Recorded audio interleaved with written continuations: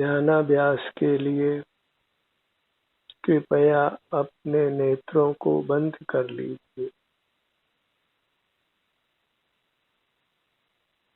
और बंद नेत्रों से अपना एहसास करिए। क्योंकि आप अमूर्त हैं, इसलिए अपना एहसास करने के लिए नेत्रों को खुला रखने की आवश्यकता नहीं है।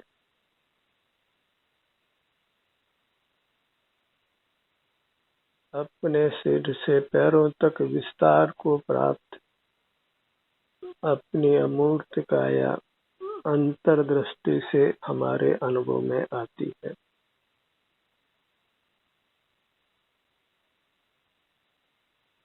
यही हमारा स्वरूप है, यही हम हैं।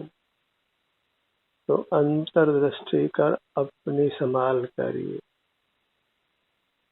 अपनी अमूर्त काया की संभाल करिए। इसमें मूर्त मिला हुआ है, वही अशुद्धि है।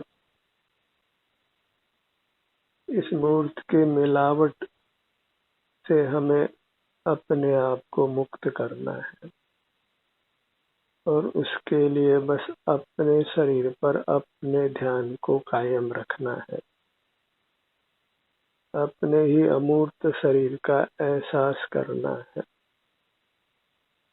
सुख से या दुख से, वेदना हो तो वेदना का अनुभव कर और आराम है तो आराम का अनुभव कर।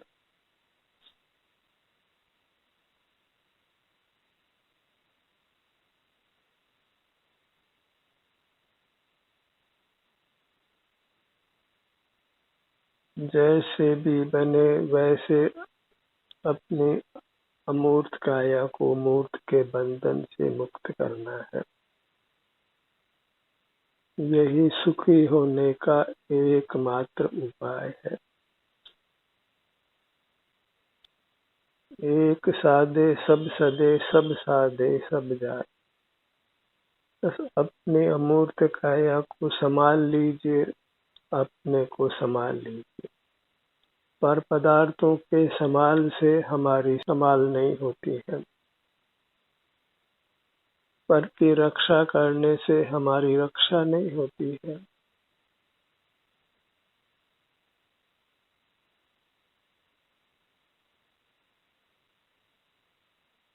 दुख सुख पाकर कैसे भी अपने को मूर्ति की मिलावट से मुक्त करिए। अपने सन्मुख ही बने रहिए।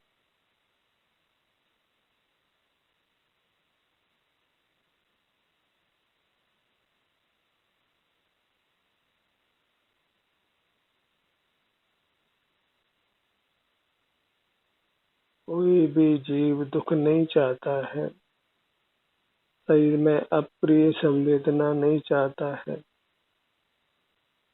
बस अप्रिय संवेदना से अपने आप को मुक्त करने के लिए अपने सन्मुख रहना है।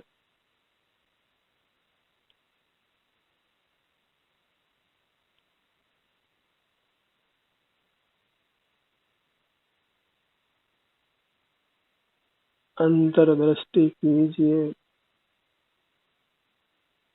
आपको कैसा अनुभव हो रहा है।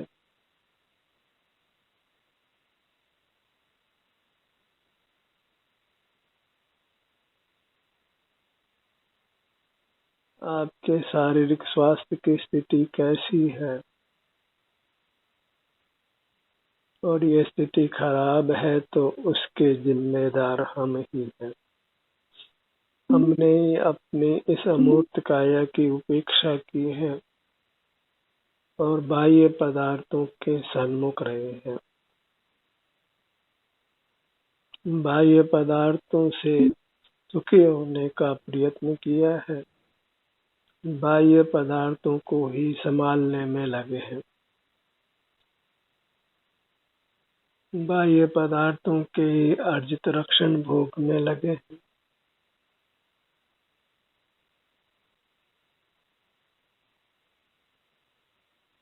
और बाह्य पदार्थों के संभाल में अपनी संभाल खो गई है।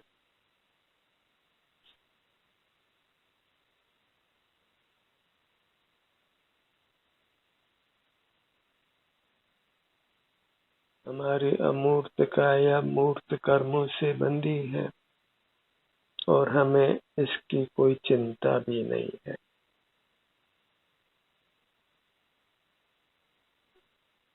इस कर्म बंधन से मुक्त करने की कोई अंतरंग चाह भी नहीं है।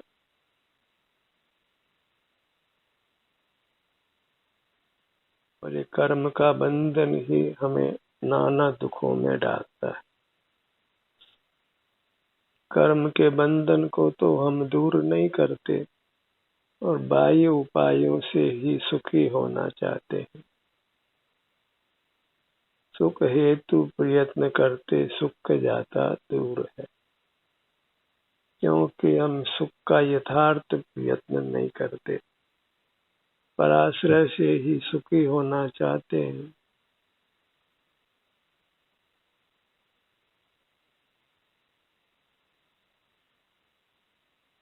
स्वाश्रय करने का प्रयत्न नहीं करते।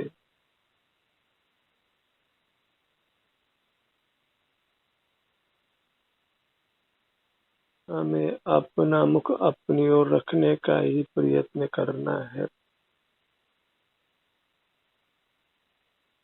और इस कार्य को निरंतर करने का प्रयास करना है।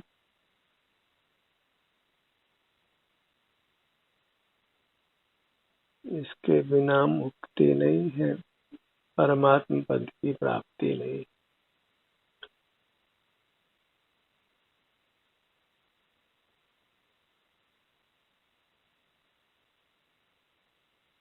लोक में सुखी होने के नाना उपाय बताए जाते हैं, क्योंकि लोक के जीवों को अपने आभ्यंतर काया की पहचान नहीं है। प्राप्त मूर्त काया को ही अपना रूप मानते हैं।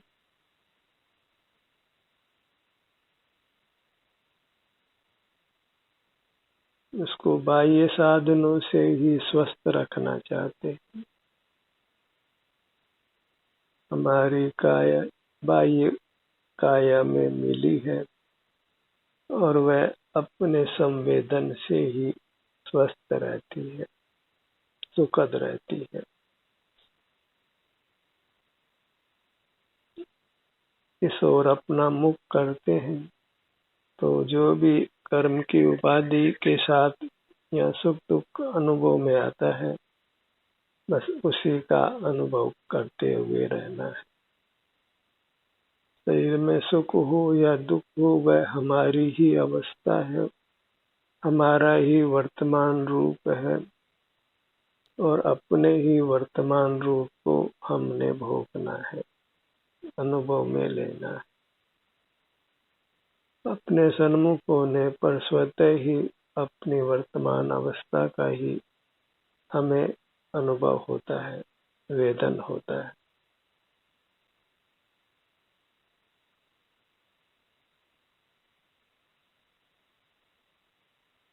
अब इस बात की निगरानी रखिए कि आप कितना बहिर्मुख रहते हैं और कितना अंतर्मुख रहते हैं, कितना अपनी संभाल करते हैं और कितना पर की संभाल में लगे रहते हैं, कितना अपना सेवन करते हैं और कितना बाह्य पदार्थों का सेवन करते हैं। मूर्त पदार्थों के सेवन से सुखी होना संभव नहीं है। कदाचित वे दुख निवृत्ति में निमित्त बनते हैं, तथापि अपने उत्तम सुख की उनसे प्राप्ति नहीं होती। क्षुधा की निवृत्ति आहार लेने से हो जाती है, प्यास की निवृत्ति पानी पीने से हो जाती है, सर्दी का दुख वस्त्र पहनने से दूर होता है। ऐसे तात्कालिक उपाय भले ही हम करते हो, पर बिना ही पराधीनता के सुखी होने का हमारा अधिकार है और उसके लिए बस हमें अपने सन्मुख रहने का ही प्रयत्न करना है। अपने सन्मुख होने मात्र से ही मूर्त कर्म का बंधन मिटता है, भले इसमें थोड़ा समय लगता है।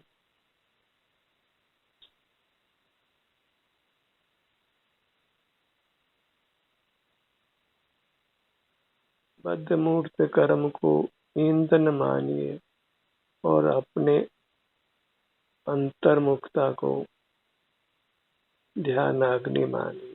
तो ध्यानाग्नि से ही बद्ध मूर्त कर्म जलकर भस्म होता है। जलकर का अर्थ इतना ही है कि वह हमारी संधि को छोड़ देता है और हम मुक्त हो जाते हैं। जब मुक्त होते हैं तो हमारा जो सुख स्वरूप है वह हमारे अनुभव में आने लगता है। उसी का नाम मोक्ष है, उसी का नाम परमात्मा पद की प्राप्ति है। तो इतना ही अपना स्वरूप मानिए। अपने सन्मुख होने से बद्ध मूर्त कर्मों के पृथक हो जाने पर सर्वांग में स्वतः ही सुख का ही परिणाम होता हुआ हमारे अनुभव में वेदन में आता है। और अपना मुख अपनी ओर करने के लिए किसी शब्द ज्ञान की आवश्यकता नहीं है, किसी अंक ज्ञान की आवश्यकता नहीं है, किसी स्मरण शक्ति की भी आवश्यकता नहीं है, कुछ विचार करने की आवश्यकता भी नहीं। धन दौलत परिवार समाज राष्ट्र किसी की आवश्यकता नहीं। ऐसे ये अत्यंत स्वाधीन अनुष्ठान है जिससे हम कर्मों के बंधन से मुक्त होते हैं, स्वाधीन होते हैं।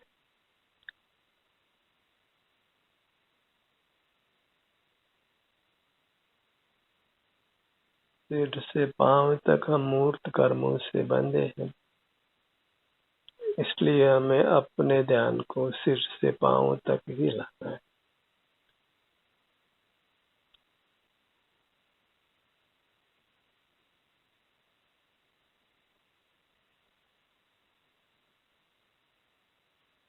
जब हम अपने में ही निवास करने लगते हैं तो फिर कर्म हमारे बंधन को छोड़ देते हैं और हम सुख का अनुभव करने लगते हैं।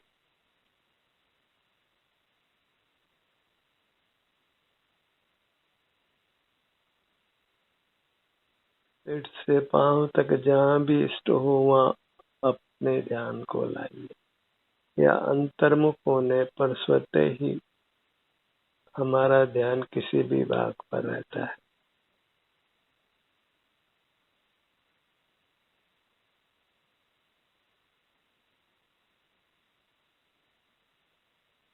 आप किस मुद्रा में हैं?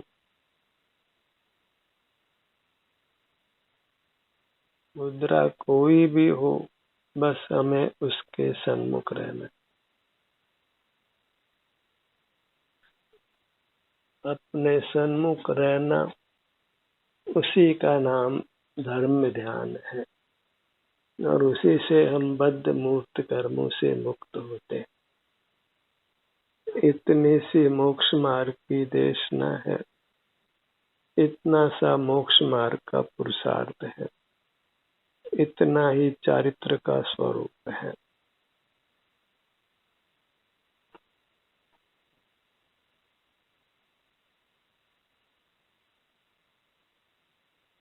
जब हम अपने सन्मुख रहते हैं तो बाह्य पदार्थ हमारे विषय नहीं बनते और उनका विषय नहीं बनने से हम रागादिक दोषों से मुक्त रहते हैं।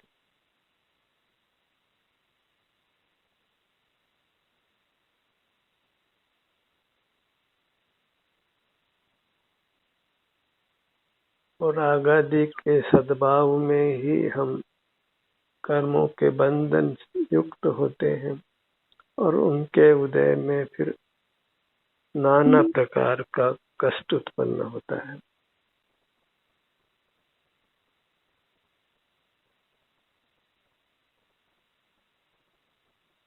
मार्ग इतना ही है, निज में ही नित्य विहार करने, विहार कर तू परद्रव्य में।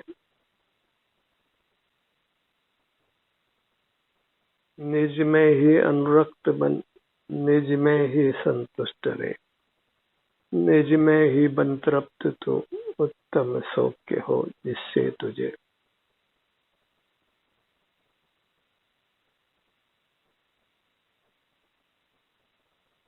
मैं रहूं आप में आप लीन, यो करो हो यो स्वाधीन।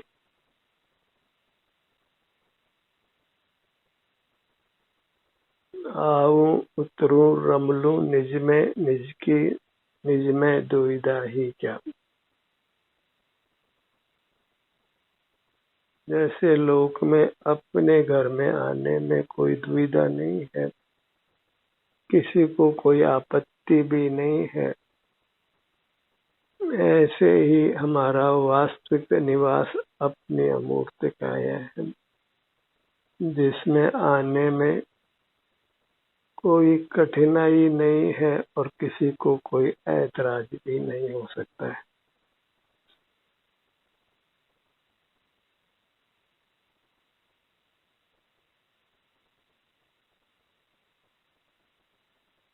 अपने रूप में ही लीन रहना, स्थिर रहना, वही चारित्र है। आप रूप में लीन भये थिर, सम्यक चारित्र सोही। अपना रूप जो प्राप्त मूर्त शरीर के आकार में है, अमूर्त है, सुख स्वभावी है, उसी के सन्मुख रहना है और उससे होने वाली शांति को भोगते रहना है। इसी से हम कर्मों के बंधन से अपने आप को बचाते हैं और संचित कर्मों के बंधन को भी नष्ट करते हैं, क्योंकि अपने सन्मुख होने से हम वीतराग होते हैं और राग के अभाव में फिर मूर्त कर्मों का बंधन टिकता नहीं है। राग द्वेष के परिणाम स्निग्ध परिणाम है और उनसे कर्म की धूलि आकर हमसे चिपकती है, बंधती है।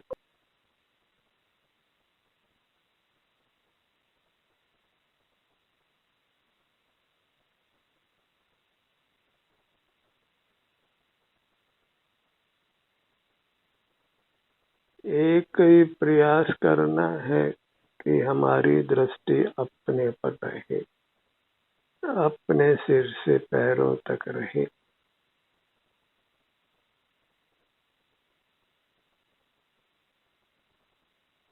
और इसी एक उपाय से ही आत्मा परमात्मा हो जाता है, सकल कर्मों के बंधन से मुक्त हो जाता है।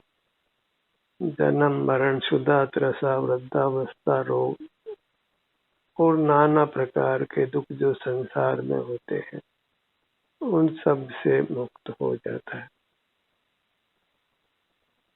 फिर न धन कमाने की आवश्यकता है, न धन को भोगने की और धन की रक्षा करने की।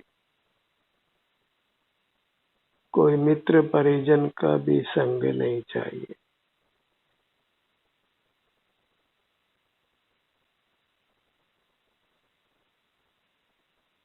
अपना आभ्यंतर अमूर्त शरीर ही सदा अपने साथ रहता है और उसी की अवस्था हमारे भोगने में आती है, इसलिए इसी की संभाल करना, इसी पे अपना ध्यान टिकाने से हम बंधन मुक्त होते हैं।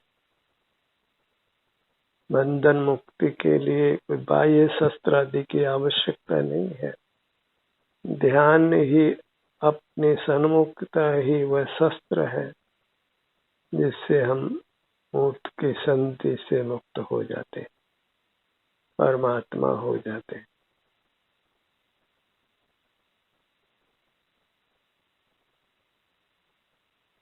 आप किस आसन में हैं? हाथों की स्थिति कैसी है?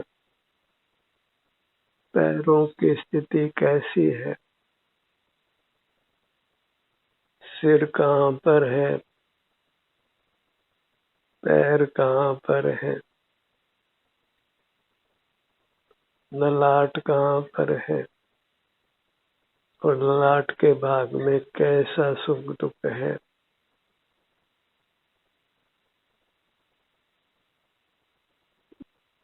कहाँ पर है? नेत्र बंद है कि खुले हैं?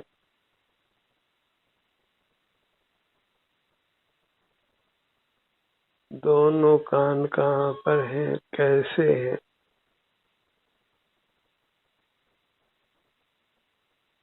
नासिका भाग पर आइए। यहाँ कैसी संवेदना उपलब्ध है?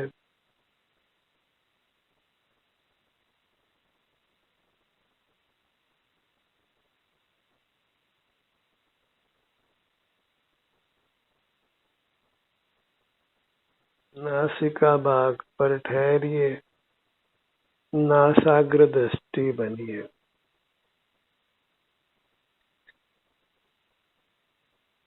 नासाग्र दृष्टिवंत हो, अभ्यंतर में देखे जो अमूर्त शरीर। शर्म जनक जन्म न धरे, पिए न जननी क्षीर।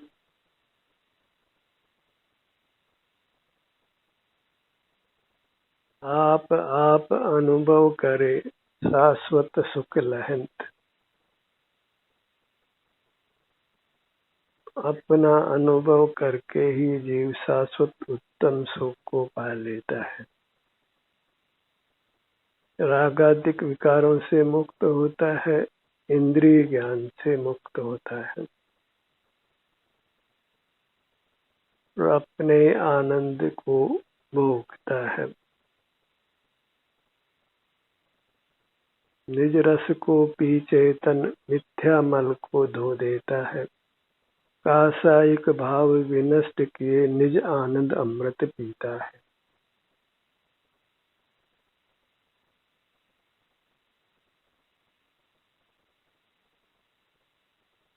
अपने सन्मुख रहना ही परमात्मा की आराधना करना है।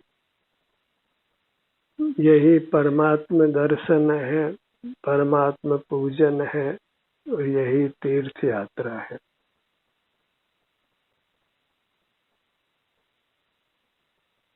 और अपने सन्मुख होने से हम मूर्त कर्मों के साथ नहीं बनते।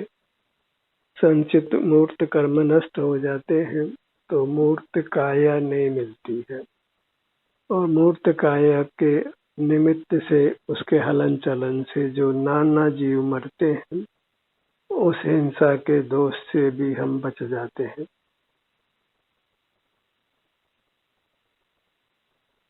अन्यथा हमारी मूर्त काया के निमित्त से नाना सूक्ष्म जीव प्रति समय मरते हैं।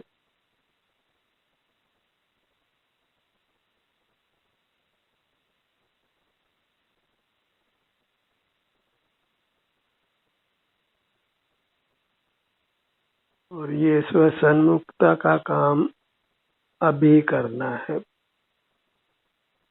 इसको कल के लिए नहीं टालना है। काल करे सो आज करो, आज करे सो अब। पल में प्रलय होगी, बहुरी करे वो कब।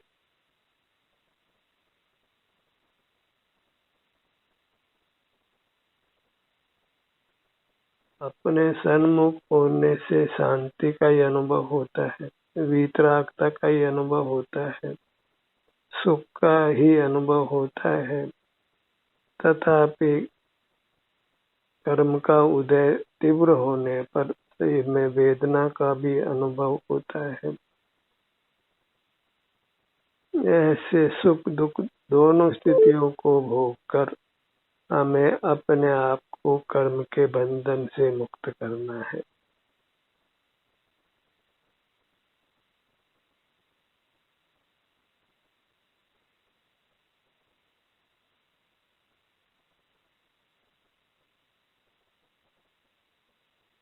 हर भाग में आराम या वेदना की जो भी स्थिति है सो हर भाग का साक्षात्कार कर अनुभव कीजिए।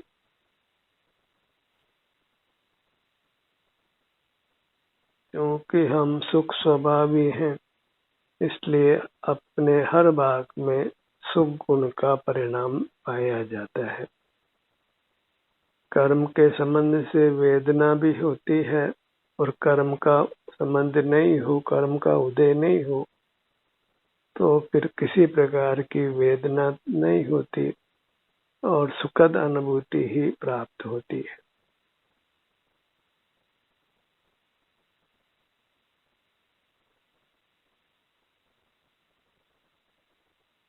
क्या आप अपने आप को अंतरंग में परमात्मा रूप से स्वीकार करते हैं? क्या आप अपने को सुख स्वभावी मानते हैं? क्या आप अपने अनुभव रूप रहना चाहते हैं, अंतर्मुख रहना चाहते हैं?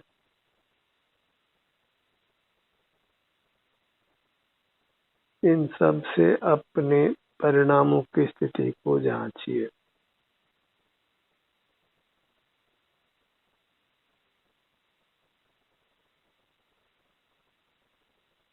जैसे भी वर्तमान में आपकी स्थिति है, उसी स्थिति से हमें आगे बढ़ जाना है, और उसका एक ही उपाय है कि अपने शरीर का एहसास करते हुए रहना है। और ये एहसास करते हैं तो आपको ऐसा स्वास्थ्य मिलता है जो विश्व में किसी और का नहीं होता।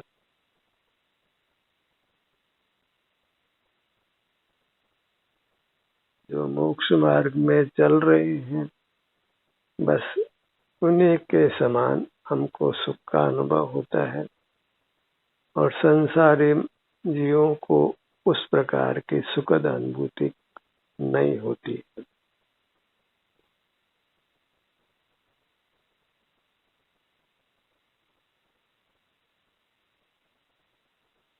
अपने हृदय भाग को, सीने के मध्य भाग को अनुभव में लीजिए।